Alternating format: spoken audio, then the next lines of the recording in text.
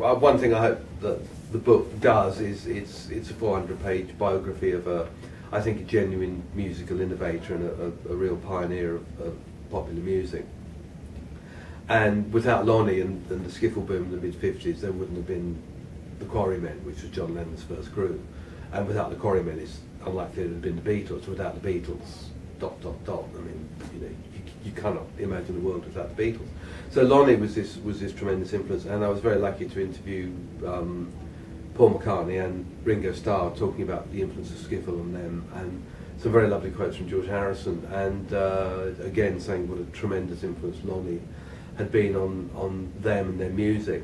And so the Beatles, in a sense, it's like veins in a blue cheese. It runs through this book because when the Beatles were on the verge of breaking up, recording the Let It Be album, they were busking through a lot of stuff they remembered when they began. There's a lot of Lonnie songs, a lot of skiffle songs on bootlegs and outtakes of the Let It Be film. So I mean that stuff was still in their musical DNA. But there's a lovely picture that Jonathan Clyde of Apple let me have, and it's the first time it's ever been seen, and it's Lonnie with the three surviving Beatles at Eric Clapton's wedding in May 1979. And historically, it's the only time the three surviving Beatles ever performed in front of an audience anywhere. So that alone is interesting. The lead vocalist for a couple of numbers was Lonnie Donegan, so it testifies to his influence still on them. And somebody who was at the wedding, the reception, said, and I think a few glasses of champagne had been taken at this stage, that the plan was Paul, George and Ringo said to Lonnie, we want you to go to New York to be our emissary, because John Lennon's been held up in the Dakota for 4 years, nobody's seen him, and we think you should go over as our emissary and get him back and get recording, we can get the Beatles back together again. And the idea of Lonnie turning up about 18 months before Lennon was shot, saying, oh, I've come over from England, Paul, George and Ringo, I think you should come back to England. I just think that's a lovely story, and the idea that they chose him as their emissary. I think, I mean, it never happened, and I'm not sure how serious it was, but I just thought that was nice. It's the continuity. And the book contains exclusive interviews with Mick Jagger, Paul McCartney and Mark Knopfler, with Brian May, Bill Wyman and the late John Peel, quite the illustrious roll call. Can you tell us about your experiences interviewing such international musical greats? It's, I still find it extraordinary to think I'm sitting in a room and the man opposite me is Paul McCartney explaining how he wrote Hey Jude. You know, you really do have to pinch yourself and think, is this happening? And, you know, to get Mick Jagger on the phone even for 10 minutes is, just to hear that voice. And again with John Peel, I mean, I was very lucky to interview him about 6 months before he died.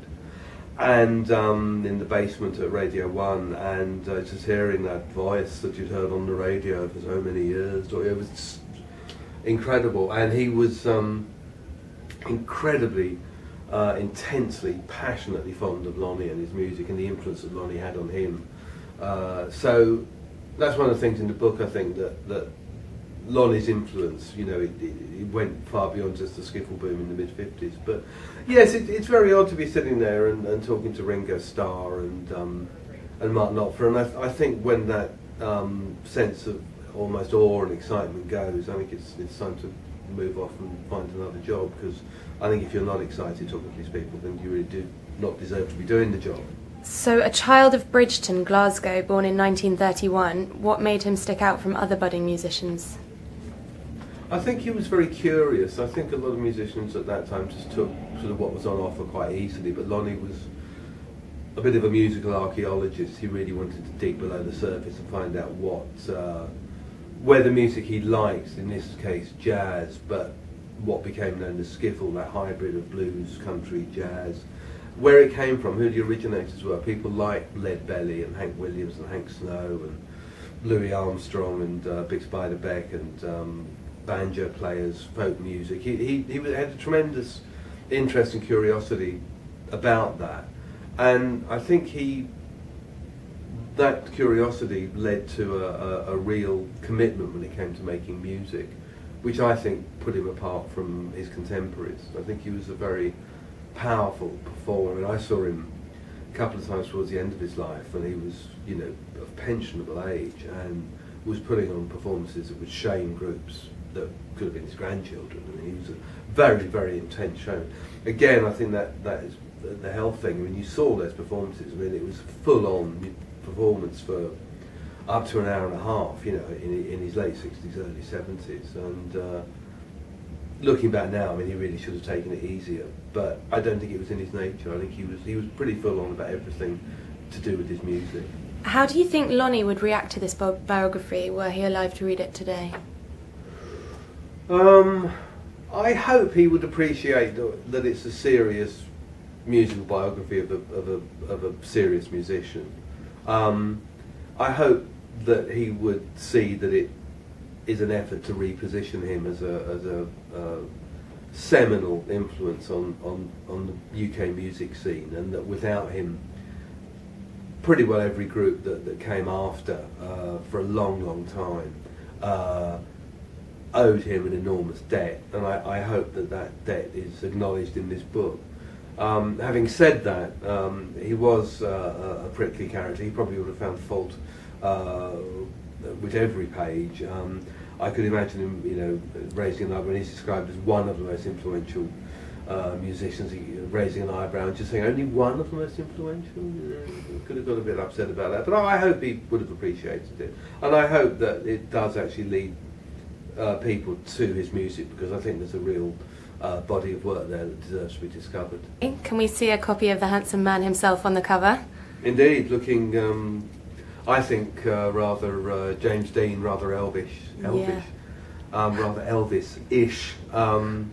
I think one of the things that dogged his career is that if people know the name, that they immediately associate it with the sort of music hall, My Old Man's a Dustman, and Does Your Chewing Gum Lose Its Flavour type material, which was part of his career, was part of his act, gave his career a tremendous fillip. But you know, when I was writing the book, I mean, he does a performance of a song called Ain't No More Cane on the Brazos. It's an old slave song that Leadbelly picked up somewhere on his travels, that Bob Dylan and the band did on the Basement tapes in '67. And so again, there's that link between Lonnie and Dylan and Americana. And Lonnie's performance, you know, given that it's a Glaswegian Cockney singing a song about slavery and oppression and liberation, I mean, it's an extraordinarily powerful performance. And I mean, that alone, I think people should be alerted to, and you know, perhaps get over the fact that he did do pantomime. I think in the book I say I can't believe he could deliver such a passionate, you know, I think one of the great performances in recorded music. And a couple of weeks later he was playing, you know, wishy-washy in pantomime. But I mean, that's part of the dichotomy of Lonnie. But I hope that this goes some way to reminding people of his influence and his impact, and repositions him in his proper place in popular music.